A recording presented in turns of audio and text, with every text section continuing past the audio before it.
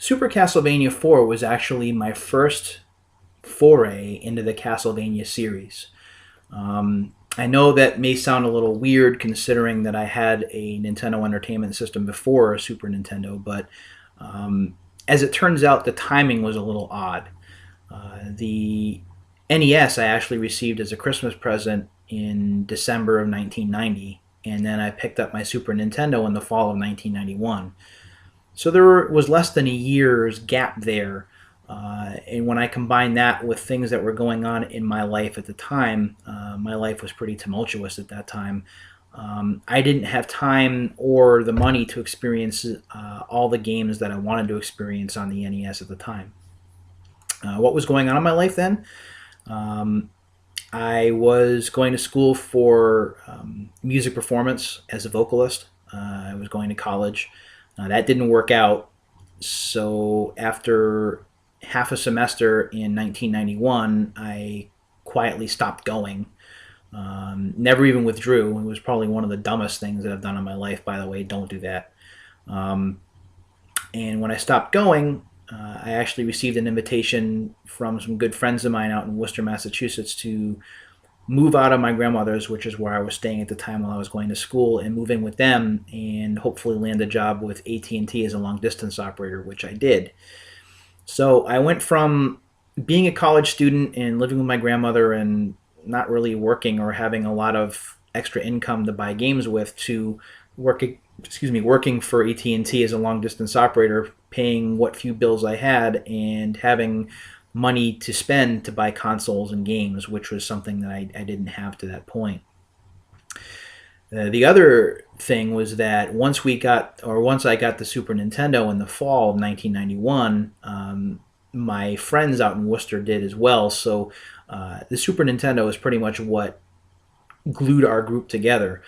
Whenever we would hang out, we would always be asking how far each of us were in Super Mario World or Final Fantasy II or ActRaiser, or we would play games John Madden Football back and forth, or try and set lap times in F-Zero, and everything was Super Nintendo, Super Nintendo, Super Nintendo at that time.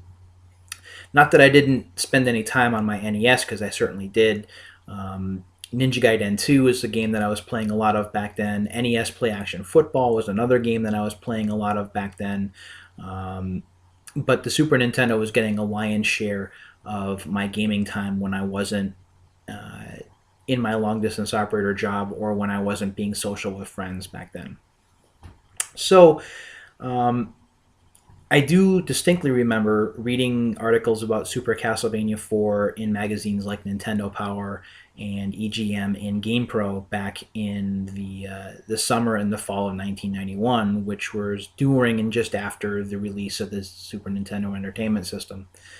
And the previews and then the reviews were just so overwhelmingly positive that I thought that if I was going to jump into this series at all, even though I hadn't played the games on the NES, Super Castlevania IV would be the best time to jump in.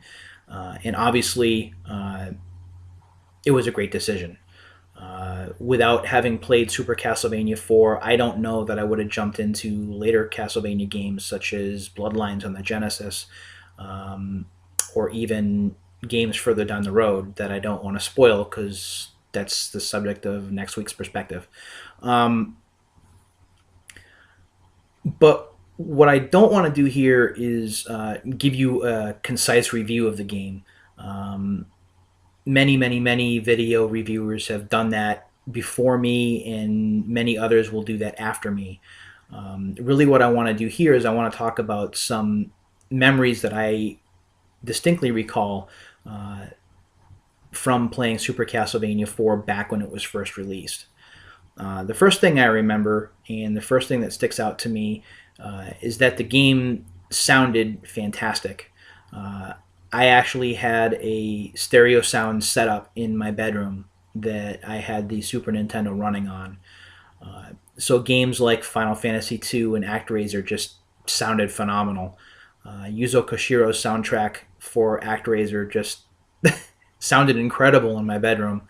And obviously F-Zero and Final Fantasy II and Super Mario World and John Madden Football and all the other games that I was playing for the Super Nintendo back then just sounded great in stereo, and I was really able to crank it and play it as loud as I wanted to because of where we were living. Myself and my roommates were living in an upper floor apartment, and then we eventually transitioned into renting a house. And once that happened, I was just able to blare the sound as loud as I wanted. Um, but what I distinctly remember about the Super Castlevania IV sound was A, the music was and continues to be absolutely stellar. And B, the stereo separation for some of the sound effects was just mind blowing to me. Um, the stage that I distinctly remember this happening on is the chandelier stage, where you have to jump from chandelier to chandelier without falling. And you can actually hear the left to right channel alternation of the creaking sound of the chandeliers. And to me, although it's a minor detail, it's just phenomenal. Hearing that creaking going back and forth just adds to the tension of trying to jump across these chandeliers and having the illusion, even though the screen doesn't show it, of being just this tremendous fall that you would die as soon as you missed that jump. So the pressure's on you to make that jump each time, and the sound effects and the music, the staccato piano playing in the background, I remember that. Something that I'll never forget to this day. In the soundtrack, I could go on and on about how good this is.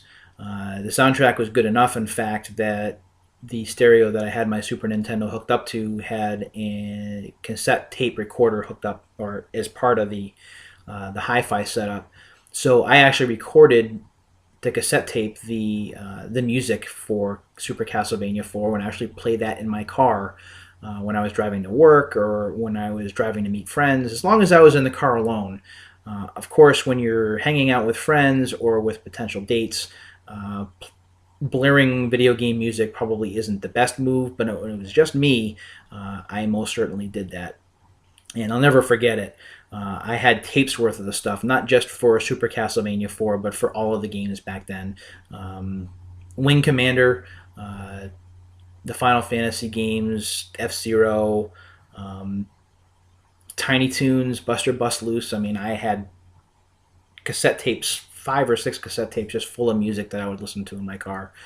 But those are really the biggest memories that I take away from the game, aside from the fact that the game played phenomenally well, still does today, and to me is a pretty fair game. It's not the easiest game in the world. It's not Final Fantasy Mystic Quest by any stretch, but it's fair. It's a game that if you persevere, if you don't get overly frustrated, if you're good at recognizing patterns, and being patient when you have to be patient, especially when it comes to the platforming areas.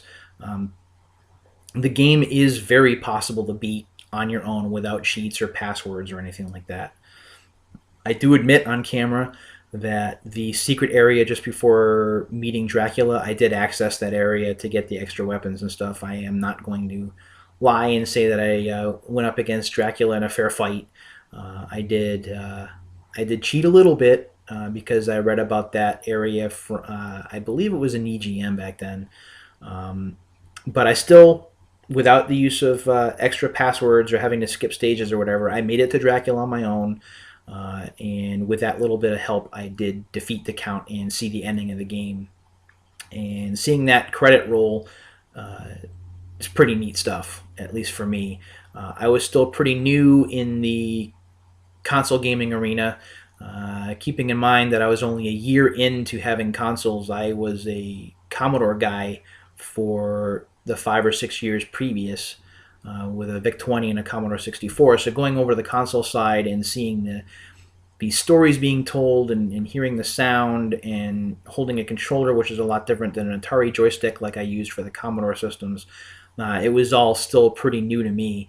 And Super Castlevania IV is actually the second game for the Super Nintendo that I actually played to completion. Second of what would be many, obviously, going down the line. So that's this week's perspective, is Super Castlevania IV. If you haven't played it, whether it's on the Super Nintendo or whether It's on the Virtual Console for Wii. I'm not sure if it's still available, but if it is, go get it. It's a fantastic game. It's a great time of year to play Castlevania leading into Halloween, which is just 8 days away based on my calendar here.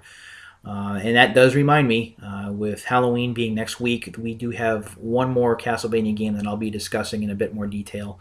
And you can probably guess what that is if I told you that it's available on a ton of different platforms. I'm sure you can guess what it is. It is my favorite Castlevania game, and hopefully it is one of yours as well.